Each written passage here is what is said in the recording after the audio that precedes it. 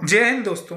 जैसा कि आप अपनी स्क्रीन पर देख रहे हैं, आज जो हम नागरिकता के बारे में जानेंगे, जो कि एग्जाम के पॉइंट ऑफ व्यू से काफी महत्वपूर्ण टॉपिक है और लगभग एग्जामों में अक्सर इनसे क्वेश्चन बनाकर पूछ लिए जाते हैं। तो चलिए स्टार्ट करते हैं।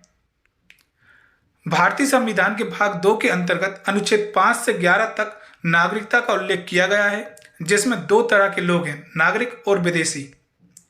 नागरिक वह व्यक्ति जिसे राज्य की ओर से नागरिक व राजनीतिक अधिकार प्राप्त होते हैं और जिसे राज्य के प्रति कुछ कर्तव्यों का निर्वाह करना पड़ता है, नागरिक कहलाता है।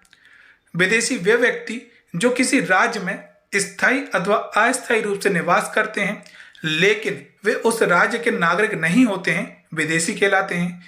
इनकी दो श्रेणियां होती हैं, विदेशी मित्र एवं विदेशी शत्रु की। विदेशी मित्र वे होते हैं जिनके भारत के साथ सकारात्मक संबंध होते हैं, वहीं विदेशी शत्रु वे हैं जिनके साथ भारत का युद्ध चल रहा हो, उन्हें कम अधिकार प्राप्त होते हैं। संविधान भारतीय नागरिकों को निम्नलिखित अधिकार एवं विशेषाधिकार प्रदान करता है, विदेशियों को नहीं। जिसमें फर्स्ट है, भारतीय संविधान के अनुच्छेद 15, 16, 19, 29 और 30 में वर्णित अधिकार केवल भारतीय नागरिकों को प्राप्त है। इन अनुच्छेदों के बारे में हम मौलिक अधिकार में विस्तार रूप से पढ़ेंगे।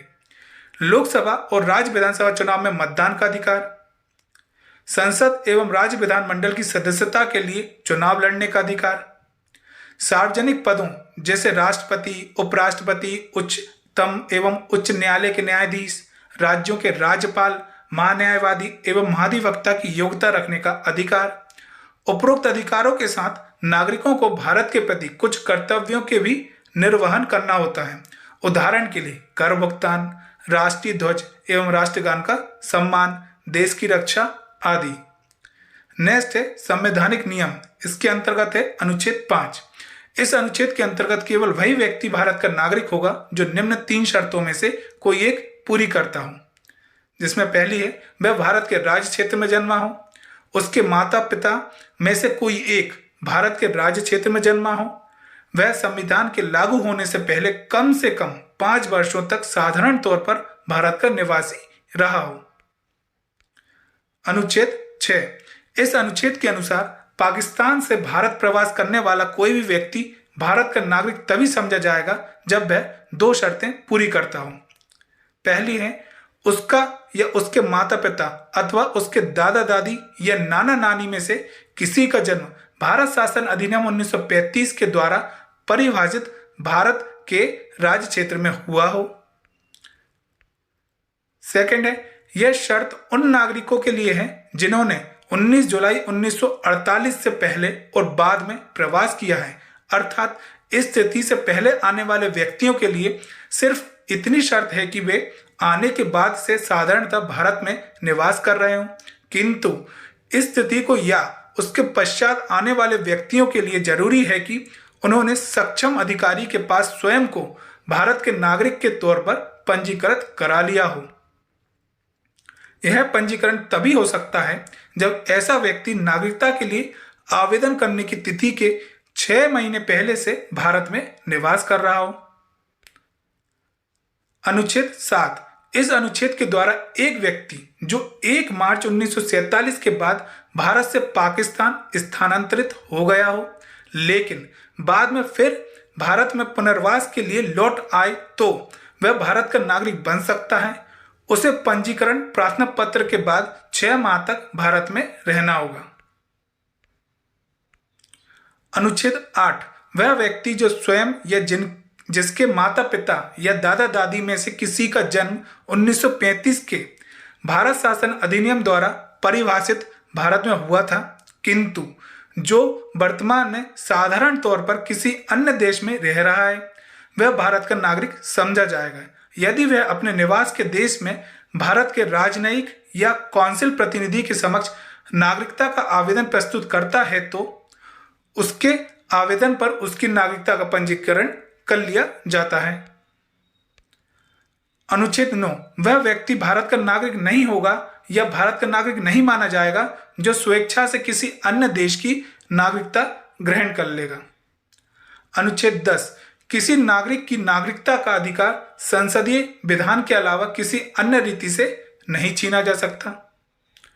अनुच्छेद 11।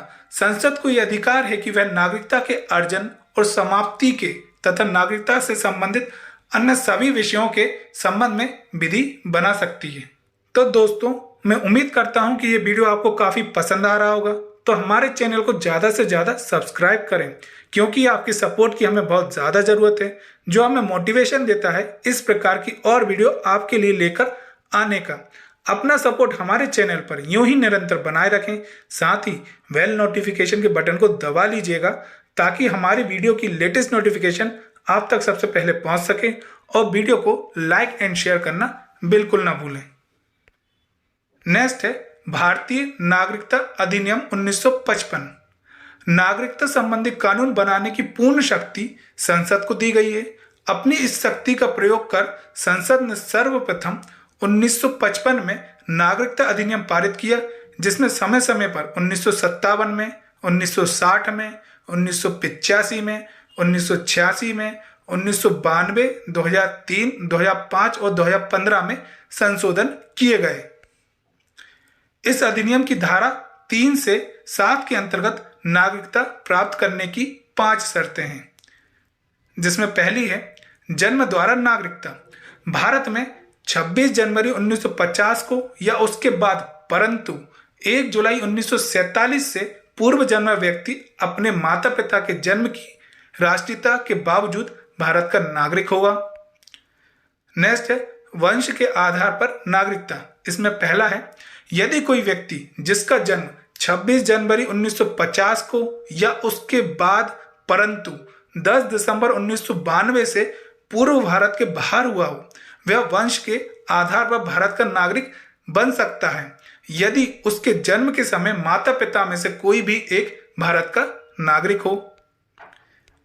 सेकेंड पॉइंट है इसमें 3 दिसंबर 2004 के बाद भारत से बाहर जन्मा कोई व्यक्ति वंश के आधार पर भारत का नागरिक नहीं हो सकता, यदि उसके जन्म से 1 वर्ष के अंदर भारतीय कांसुलेट में उसके जन्म का पंजीकरण ना करा दिया गया हो या केंद्र सरकार की सहमति से उक्त अवधि के बाद पंजीकरण ना हुआ हो।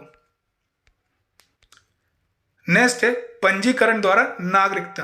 भारतीय मूल के ऐसे व्यक्ति जो भारतीय नागरिकता पंजीकरण करने से पहले कम से कम 6 माह तक या 5 वर्ष तक मामूली तौर पर भारत के नागरिक रहे हों, तथा वे महिलाएं जिनका विवाह भारत के किसी नागरिक के साथ हुआ हो, भारत के नागरिक होंगे।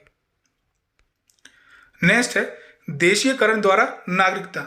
इसका अर्थ लंबे समय तक भारत में निवास के आधार पर नागरिक बन जाने से है।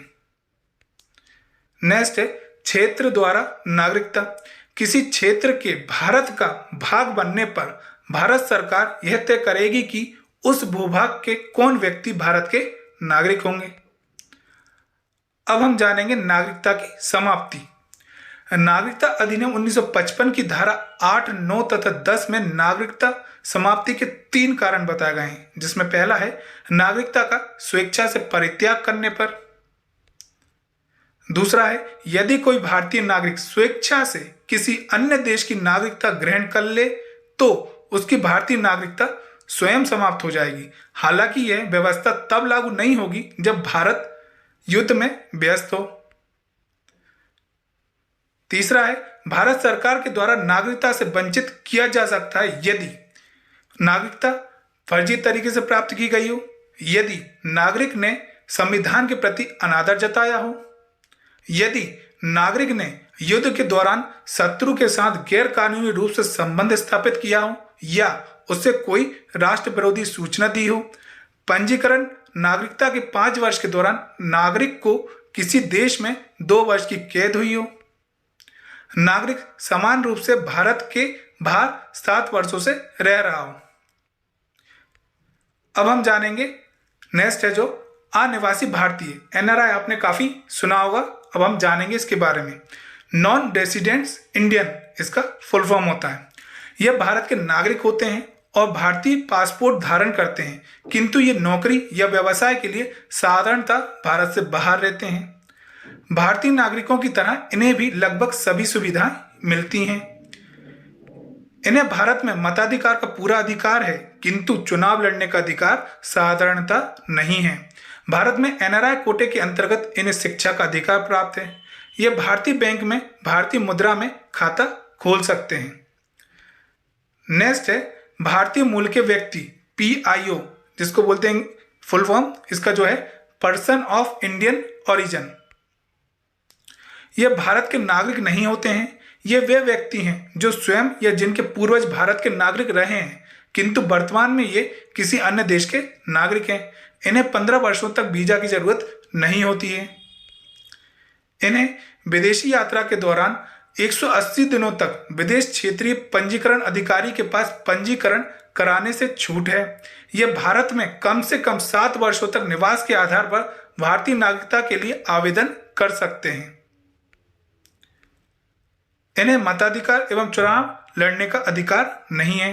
इन्हें भी एनआरआई कोटे में शिक्षा का अधिकार है तथा भारतीय मुद्रा में भारतीय बैंक में खाता खोलने का अधिकार है।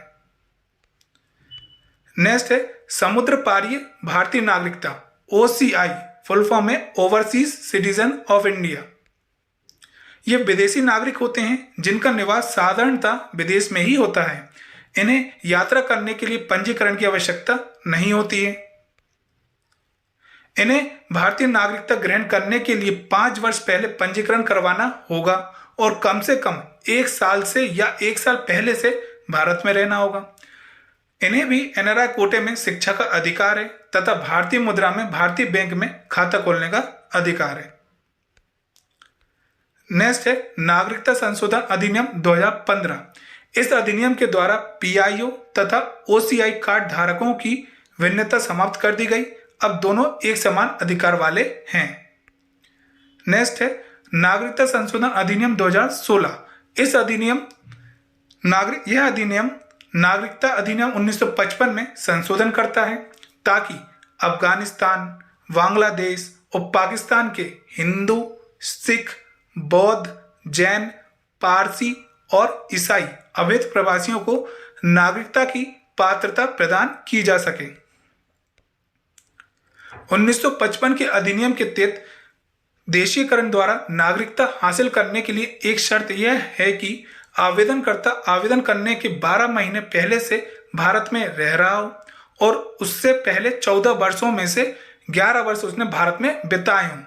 अधिनियम 2016 इन तीनों देशों के 6 धर्मों के लोगों के लिए 11 वर्षों की इस शर्त को 6 वर्ष करता है। तो दोस्तों, मैं उम्मीद करता हूं कि ये वीडियो आपको काफ़ी पसंद आ रहा होगा। तो इस वीडियो को ज़्यादा से ज़्यादा लाइक एंड शेयर करें, साथ ही चैनल को सब्सक्राइब करना ना भूलें। जय हिंद, जय भारत।